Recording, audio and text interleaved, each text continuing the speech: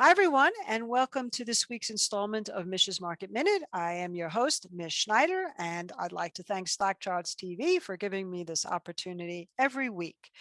So I like to be somewhat bold at times, and I thought, gee, I go on media a lot, as you know, and I get asked a lot in the most recent times about meme stocks. What do I think? What do I think about the SEC investigation?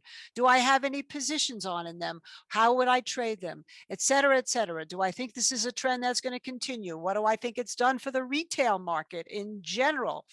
And so to give you my quick answers to all of that, I do believe that the SEC will find nothing fraudulent in terms of the social media tweets, but however platform they use, Wall Street Bets being a big one. I believe that it's more random and spontaneous and somewhat disorganized. I believe it's been really good for the retail market. It's brought in a whole new slew of investors. And I also believe that it brings out the notion that hedge funds have been allowed almost completely unregulated to heavily short stocks, in some cases, putting these companies close to bankruptcy. So I do believe that the valuations become insane, big deal.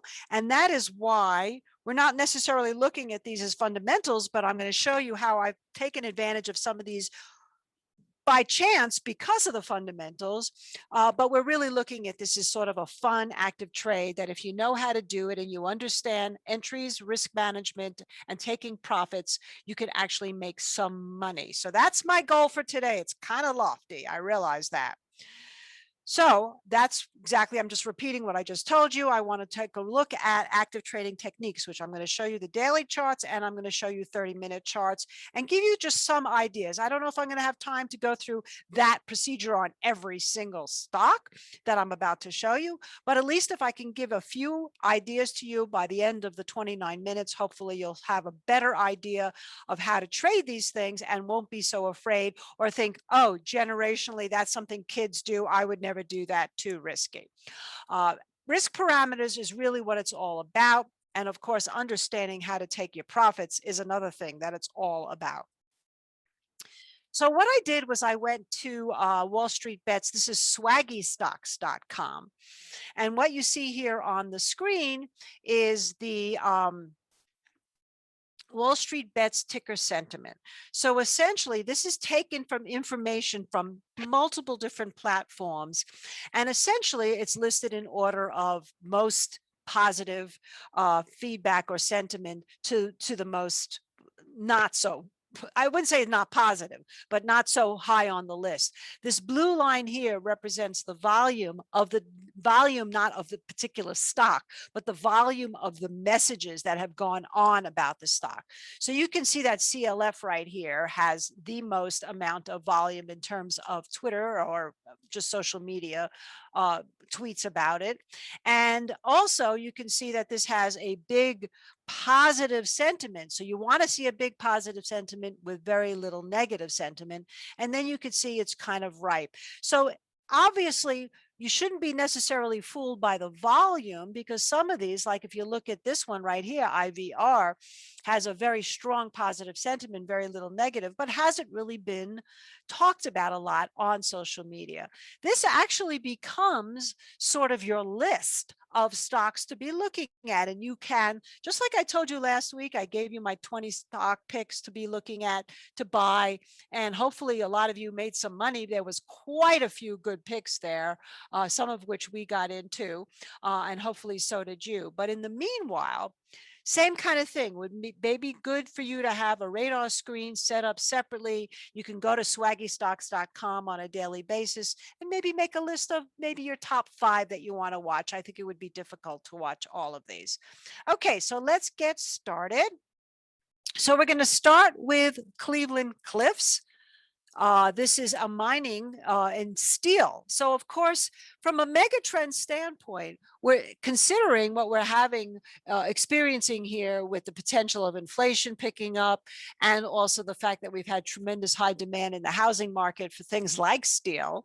This is sort of a no-brainer in terms of you might have been involved in this one anyway, and then just got lucky when it became a big meme.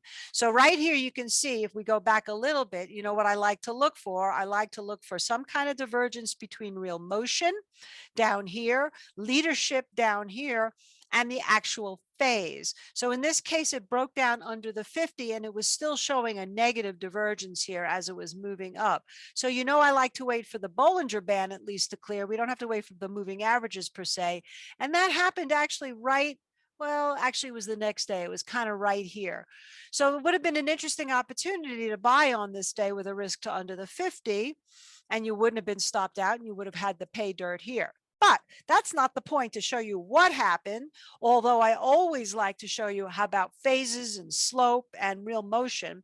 But now let's look at it. Let's just look at it, let's say the day of when it started to rally. These are the days when it's great to get in because you have the obviously best opportunity to have the smallest amount of risk with the biggest amount of reward. Now, you can't time your way in based on a daily chart. There's no way. Some people like to use 1-minute charts. Some people like to use 5-minute charts.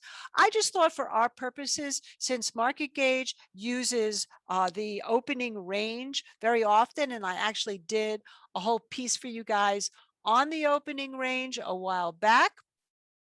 So if you look into the archives there, you can see I go really specifically into using the opening range. But for now, let's just sort of go through a 30-minute chart here and look at yesterday. So here would be yesterday right here, June 9th. So look what happened. This thing opened up. So immediately you can see that this opened up with a gap above all this work that it had done for the last 4 days prior. Good sign, right? And if you see that it's in the swaggy stocks list, you can go, oh, okay. And it's in a mega trend that I like because it's a commodity and it's steel and it's industrial. So that would put this on the radar immediately. Now, if you want to do two different things, and one is a little more sophisticated to try to explain in a very short period of time, but I'm going to say it anyway. You can do one of two things. You can do a 30-minute opening range breakout. And if you look at this, that did not happen. This high right here was not taken out till this half an hour. So even if you sat and did nothing for the first 2 hours, or really 2.5 hours of the session, which would have been 1 o'clock Eastern Standard Time, at 1 o'clock, it took that 30-minute opening range out and it started to go. So you can see here that you would have gotten in somewhere between, let's figure you would have gotten in somewhere around 2150. Okay, so now you say, well, where do I put my risk? Now, remember, I don't think, unless you really believe that this is a mega trend that you want to stick with for a while, I don't believe that you should be thinking of these as position swing trades. I think you should be thinking of these as good, what I like to call the mini swing trade, which means it can last anywhere from a day to 3 days. And as I've been watching GameStop and AMC and Wendy's and Clover, that's actually a reasonable amount of time, because what you wind up seeing is by day 3, they've gotten everybody sucked into it, and then you start to see the profit taking come and everything starts selling off. So let's call this anywhere from 1 to 3 days. So if you're going to risk from 1 to 3 days, or you're going to trade for 1 to 3 days, and today we'd only be in day 2 with this particular stock, you want to make sure that your risk reward is reasonable. So let's say you're buying it at 2150. The low of that day was 2039, about $1.20. That's a reasonable risk, because you're going to say, gee, do I think that this can go up $2.40 or 22.50, 23.50, 23.90, or up to 24, which you can see it did. So that you get two things out of buying that breakout. Number one is you get a reasonable risk, and number two is you get a reasonable reward. And had you had a resting order to take that 2 to 1, and that's the important part of the piece, is you want to have at least a 2 to 1 risk reward. In other words, whatever you risk, your first profit, you want to double that. What you can do is whatever you risk, if you get that number in reward, so a 1-to-1, you can raise your stop to no loss. That's perfectly okay. But 2-to-1 is really want to start looking for the money. And what's great about these meme stocks is when they get volume like that and they get interest like that, you can get that 2-to-1. Some days you can get 4, 5, 6, 7-to-1 in a day. In this case, you got your 2-to-1. You would have taken, I would imagine, half off at that point. And then you'd probably either go home with it because it closed in your favor as it closed out the day. Let's go to the end of the day yesterday. And actually, forgive me, because the day you got the profit target was today, as I'm talking to you, not yesterday. Oh, no, that's not true. You got up to 24, 23.99. I probably would have been either a market of touch, or I never use round numbers. I probably would have had a 23.93 profit target there because I'd never like to use round numbers. So you'd go home with half the position coming into today. And then you could choose your stop. Now, considering you bought it on this bar, I'd probably say I'd want my stop now at the top of that bar at 22.37, give or take a little bit, which case you never got down there as this day as I'm talking to you. And you'd be holding the position, either getting out at 22.37 or if it breaks that level, or holding it on to see now if you can get to the next target, which would be maybe a 3-to-1, which means you'd be looking for another move up to, let's say, 26.20 area. So that's how we use our opening range breakout. Now, I said I was going to talk to you for a second about a more sophisticated type of opening range, and that is the opening range reversal. So there's definite rules about this. And if you want to learn more about the opening range, Market Gauge has a course that teaches about opening range.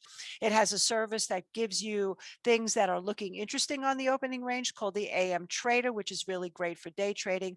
Or you can also subscribe to my service, which is Mish's Market Minute Advantage, because I talk about this and often we do entries based on the opening range reversal. And it's a very good reason why. You get a better risk and a better potential for reward. So in this case right here, it broke the 30-minute OR. Remember, we said it was 21.46 on this bar. It went down to 20.39. And then it came back and closed that bar back over the low of the first half an hour. That's called a reversal. It breaks down under the 30-minute opening range low, comes back and closes above in the next half an hour, above the 30-minute opening range low. And if it doesn't happen in the next half an hour, sometimes it happens in the half an hour after that. It's definitely something worth watching. Now, in this case, if you were buying it based on the opening range reversal, you'd probably be getting in somewhere, let's say around 20.50. And now it makes more sense at that point to say, you know what, I can now risk to maybe under that 50-day moving average and look at it a little differently. Okay, I don't want to spend too much time on just one stock, but this is a really classic example of how to use that. So now let's go on to number 2. And like I said, you have the list there. I'm no way going to be able to get through all of them, but let's first look through the daily. This is clean energy. So this one was ranked second in terms of volume and also had a very strong positive sentiment. And if you can see here yesterday, what was interesting is that this started to have a positive divergence right here, in that the real motion went over the 50-day moving average. I'm having trouble getting my cursor right on there. It's jumping around, but you can see it down here if you're looking. At that time, when that was happening, this took out the 50, but the next day broke below it. So you would be waiting. So again, yesterday would have been the day to get interested in possibly buying this. So let's see what happened on the 30-minute chart. Would it work? They don't all work. So now here we are back at 6.9. You got the gap. Look at this. This never had a 30-minute opening range breakout. So what does that tell you? I probably would have never gotten into this trade for that reason. And even if it had an opening range reversal, which it really didn't, on the next 30-minute, we never really had a close above this low. In fact, this low here was 14.50, and the close of this bar right here is not going to tell me. But it looks like the close of this bar was somewhere around, I could probably make a guess based on this, 12.28. So not only you got your opening range reversal later on in the day, but at that point now, I probably wouldn't have taken the trade because look at this. It happened, really later on in the day, number one. Or maybe I would have taken it, but I would still have to have some reasonable stop. And I'd have to say, do I really want to risk all the way down here to under 11 and be buying it up over 13? $2 on a $13 stock? Probably not. So in this case, using that 30-minute opening range not only saved you from buying it and being stuck at the highs, but even on the reversal, if you look at the risk and say $2 on a $13 stock, that's like a percentage of the actual overall value of the stock. You just wouldn't have taken the trade.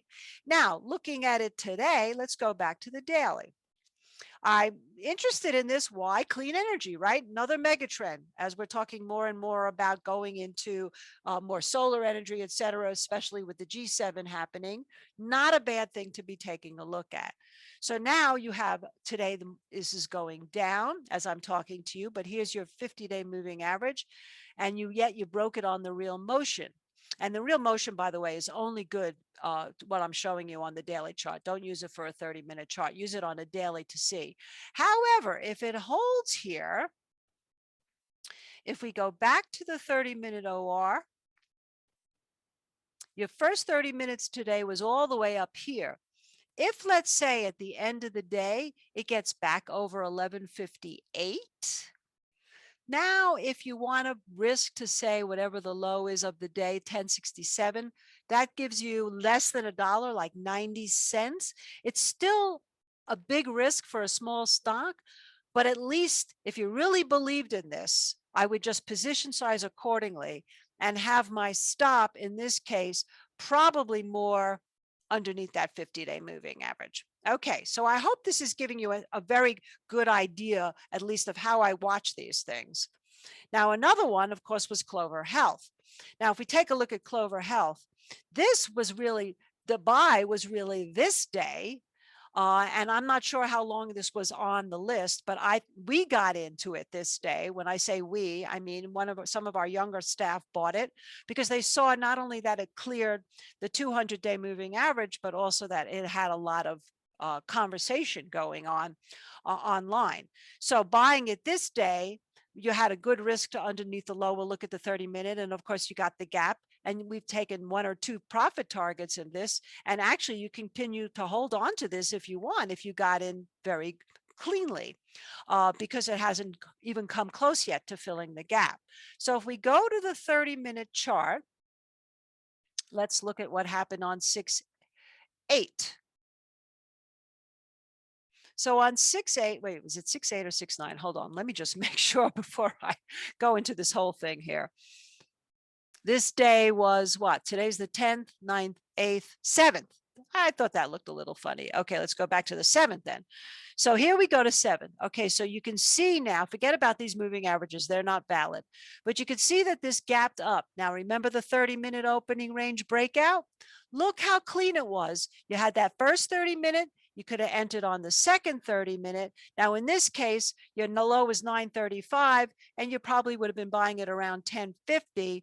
Maybe a little bit, let's see, the high on this candle was 1011. Now you probably would have been buying it somewhere around 1020 and risking down to 935, less than $1. I could handle that. And then look what happened.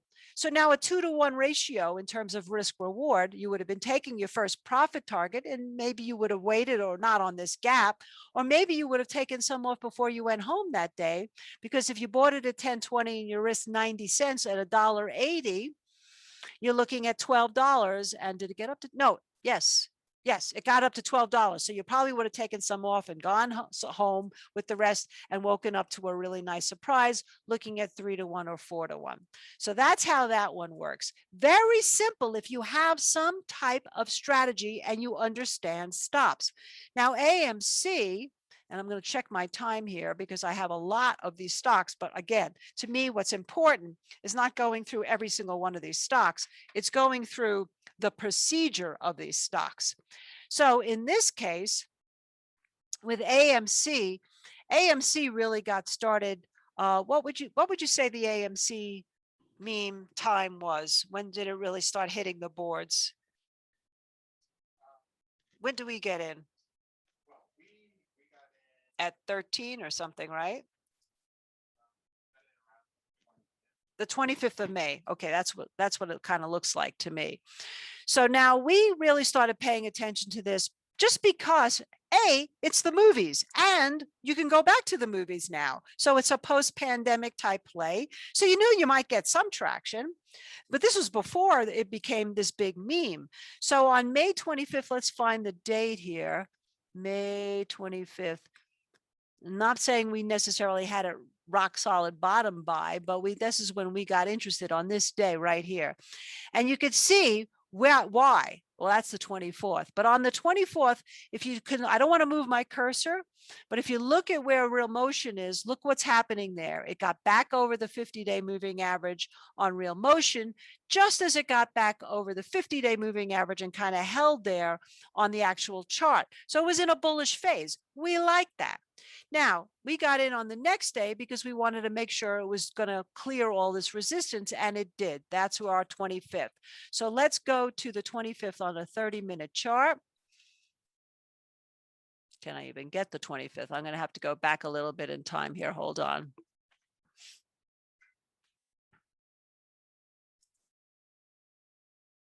Okay, May 25th, right here. Okay, so if we look at May 25th, when the actual opened that day, you can see it opened up, and then look what happened. A classic opening range breakout. You took out the opening range bar here a little bit, you would have gotten in. And again, depending on whether or not you wanted to do it for a quick hit or whether or not you wanted to do it for a position, you had a pretty good risk if you wanted to go down to the 50-day moving average, or you could have just used the low of that day. The low of that day was 1355. You probably would have been getting in somewhere around 1450. So again, about $1. You can handle that. You can really make money off these things using a very little risk. And of course, I don't have to go through the risk reward, but clearly you got not only 2 to 1, you got way more than that. And really, I like to look at 2 to 1, 4 to 1, 5 to 6 to 1, 7 to 8 to 1, and then carry a tail when you get these type of explosive moves that quickly. This is not for normal swing trading. Usually normal swing trading, you don't expect an 8 to 1 unless you're in a screaming bull market. You get a 2 to 1, you may get a 4 to 1, and then start your tail. But on these parabolic moves like that, you can go to 8 to 1 and then carry a tail. And if you were doing that, of course, you'd actually almost still be in this particular trade. All right, let's go to the next one. Workhorse.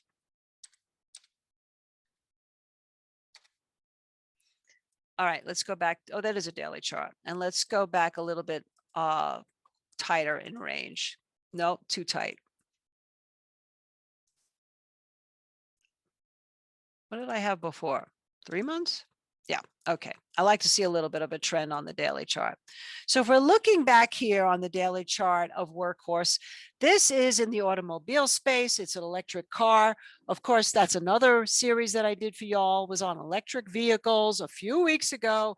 You want to talk about timely? I gave you NIO and Nikola, and we looked at Tesla, and there was a whole bunch of stocks that we looked at, CCIV, many of whom made big moves. Of course, you should have been taking profits at this point, right? So this is another one, though, that I wouldn't have covered necessarily. And you could see, though, it became a meme stock.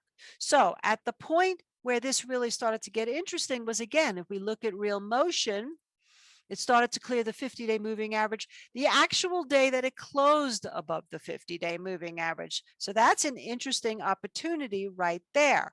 Now, I don't know if I would have necessarily gotten in that day, but I might have been looking at it the next day. So let's take a look at what it looked like on June 3rd on a 30-minute.